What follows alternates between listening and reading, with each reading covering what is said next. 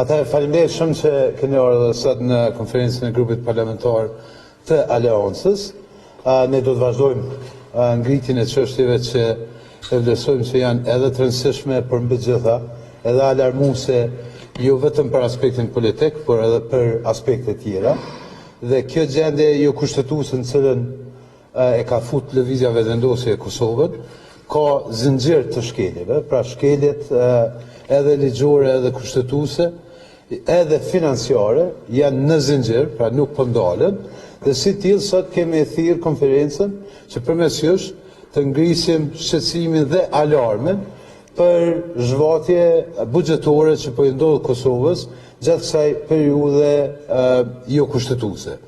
Dhe jemi duke folur për gjysmë milioni euro zhvatje vetëm për pagat e militantëve të lëvizjes vetëvendosje në zyret e qeverisë. Është e qartë se janë 463 të emëruar politik në institucionet qeveritare, pra po flasim për kabinetet, këshilltarët, shoferët e të tjerët, të cilët kanë qenë të emëruar ligjërisht para zgjedhjeve të 7 qershorit. Por, sikurse është e qartë me kushtetut në nenin 72 dhe në ligjin për qeveri në nenin 26, ai i cili certifikohet si deputet dhe jep mandat betimin si deputet, nuk ka të drejtë të ushtrojë detyrën e ministrit në qeverinë e Republikës Kosovës.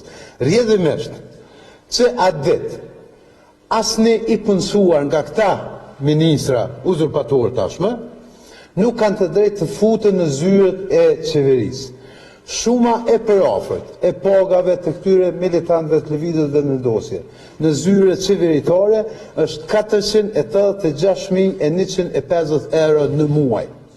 Pra po flasim për shumën 486.150 euro në muaj, të cilave i shtohen edhe mbushjet e telefonave, i shtohen veturat dhe karburantet, i shtohet reprezentacioni e të tjera dhe rrjedhimisht e kalon shifrën për gjysmë milioni euro zhvatje në të buxhetit popullit Kosovës. Në aspektin ligjor nuk kanë fare të drejtë, është shkelje flagrante, ata edhe ato s'kan drejtë fare as të futen në zyret qeveritare, e në aspektin profesional as mos flasim. Ka raste kur shoferët janë emëruar këshilltar vetëm për t'ju rritur paga. Dhe kjo pagë vjen në kurriz të popullit Kosovës, në kurriz të buxhetit popullit Kosovës. Sa tri e të reja kanë diplomu dhe nuk kanë mundësi punësimi në Kosovë, derisa 463 të emëruar politik që kanë qenë legal e sot janë ilegal, paguhen nga buxheti i popullit Kosovës. Ne ftojmë Prokurinë e Shtetit që me njëherë që sot të merë veprimet e nevojshme hetimore për të gjetë përgjegjësit dhe për t'i vendosur para drejtësisë këta që po e zhvatin buxhetin e popullit Kosovës. Dhe fjalia e famshme e cila po ndodh sot është gjakderdhja financiare.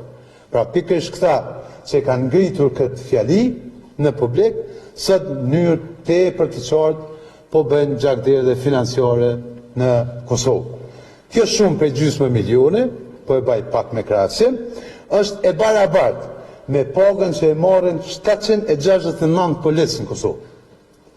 Ose me pagën që e marrin 862 ushtarë në Kosovë. Ose me pagën që e marrin 909 zjarfikës në Kosovë. Apo 781 mësimdhënës në Kosovë. Pra po flasim për një zhvatje të buxhetit popullit Kosovës. Aksioni im ka qenë krejt spontan. Nëse a ditë kishë ndodhur konstituimi i kuvendit, nuk ka pas zgjidhje me bezë, s'ka pas skenar tjetër, s'ka pas organizim tjetër. Kjo është një manipulim i radhës i lëvizjes vetëvendosje dhe kjo nuk është arsyeja sepse s'ka pas. Unë po marr një aksion simbolik me kushtin që ky njeri të respektoj kushtetutën e Republikës së Kosovës. S'ka pas skenar tjetër. Tash është manipulim edhe po e shfrytëzojmë këtë manipulim për mos thirrjen e seancave. Sa i përket pyetjes tjetër, në lidhje me mundësitë për zgjedhjen e presidentit, e keni qartë që nga data 26 qershor Aleanca ka bo e para, ka qenë që ka bo ofertë se si mundet aleancat ndihmoj forumin për zgjedhjen e presidentit, madje edhe të institucioneve tjera. Deri më tash fatkeqësisht s'kemi dëgju asnjë fjalë nga ata që e kanë blloku Kosovën në lidhje me 6 pikat ose vendimet strategjike jetike për qytetarët e Kosovës. Ne po e përsërisim edhe një herë, për ne është më rëndësi çka e jo kush. Pra, për ne është më rëndësi institucionet e arshme të Kosovës, a do të futin Kosovën në gazin, në projektin Amerikan të gazit, a do të krijojnë, respektivisht ndërtojnë kapacitetet me çmir për energjetikën e Kosovës, e të tjera për secilën pikë dhe në secilin variant kushdo dhe çfarëdo marrëveshje që del nga parti tjera, ne do të shohim se çka ka në atë marrëveshje dhe jo kush janë. Pra është tepër e qartë, Aleanca mbetet në qëndrimin e njëjtë sepse ka qenë e para dhe e vetmja që po flet për përmbajtje e jo për emër. Zoti Kurti dëshiron të blej kohë, ndoshta në konferencat përshtyp që i ka ndonë edhe kreu i LDK-s, po edhe i lëvizjes së vetëvendosje, është dashur të jenë transparent me publikun, sepse unë dëgjova edhe nga disa media, çka është diskutuar për 3 orë në një tavolinë nëse nuk e kanë një marrëveshje politike. Ne nuk mundem e nal LDK mos me pas një marrëveshje politike, mirë po të jenë transparent me publikun, me qytetarët, me gazetarët, me gjithë popullin.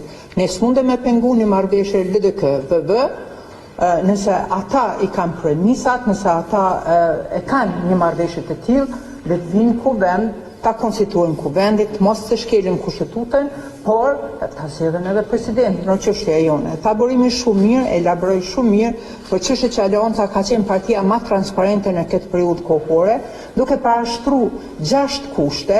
Edhe këto kushte kanë qenë që nuk kanë qenë në të mirë të Aleancës, kemi kërku kur gjos, kemi kërku poste ministrore, kemi kërku këto 6 kushte që janë në interes të qytetarëve të Kosovës, po edhe në interes të Kosovës. Bile une me kolege kom diskutu, ndoshta është mirë me shtu edhe një kusht që të zhbehet ligji për shtetësinë e Kosovës, është një ligj i cili po e dëmton Kosovën. Përderisa do të ketë shkelje të kushtetuesës, sigurisht se ndoshta do të mendojmë për në një aksion opozitor dhe fare nuk krahason aksionet e opozitës me aksionet që i ka bërë lëvizja vetëvendosje për kauzat e cilat nuk kanë ekzistuar. Këto ditë, po më vjen keq bërim.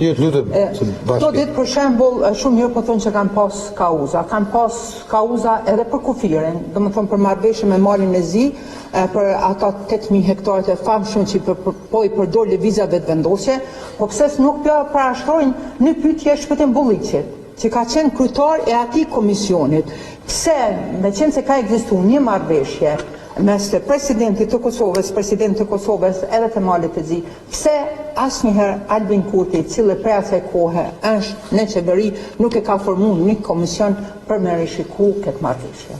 Shene e thash edhe këtë fillim, këtë gjendje kushtetuese total është duke sjell zinxhir të shkeljeve, si tilla ato do trajtohen veç e veç e një nga ne, por se secila që thuhet e para, vendoset e para, secila temë, secila çështje mbetet e lidhur me gjendjen jo kushtetuese përkatësisht me nevojën që Kosova të kaloj këtë blokadë, e cila, sikurse e kemi thonë më herët, nuk është vetëm çështje kushtetuese, por mbi gjitha është blokadë politike.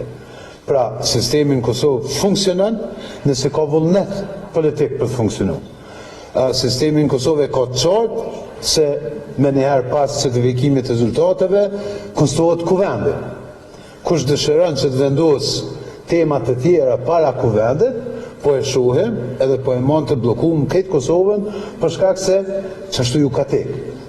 Pra kjo logjik është zinxhir i shkeljeve kushtetuese, edhe si tilla ne do t'i trajtojmë veç e veç secilën, por është e pamundur që gjitha të trajtojmë për i ditë. Shpresojmë që kuvendi sa më shpejt konstruohet edhe kjo çështja e madje tash ka edhe iniciativë publike për nismë ligjore që të ndrohet dhe Aleanca ka mbështet këtë nismë për ndryshimin e kodit penal, pra që mos respektimi I qëllimshëm I aktgjykimeve të gjykatës kushtetuese të jetë vepër penale, ashtu duhet të jetë.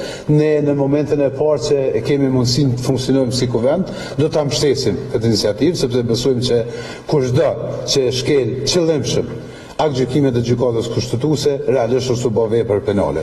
Së sa I përket emrit apo emrave që diskutohen, ne mbetemi në të njëjtën, sepse jemi në përmbajtje e jo në dukje apo në emra. Pra, për ne është me rëndësi nëse Kosova vendos ose merr vendime geostrategjike dhe jo vetëm geostrategjike, pra, a vendoset në zonën e përbashkët perëndimore amerikane me projektin Amerikan të gazit, apo mbetet me rreziqet e zonës influencuese ruse në energjetik. Pra kjo është për te emrave. Prandaj Aleanca e ka qartësinë më të madhe. As gjëzdum për vete, nuk duam asnjë post dhe asnjë lloj marrëveshje partijake, pra për poste apo për qeveri, duam që Kosova të jetë në rrugë drejt. Dhe nëse Kosova nuk është në rrugë drejt, e këto çështje nuk vendosen me në asaj marrëveshje, nuk mund ta kenë mbështetjen tonë, sepse ne po flasim për përmbajtje e jo për emra. Tjerët le të flasin për poste, ne nuk po duam poste, ne duam përmbajtje që është ose vendime që janë në të mirë të Kosovës.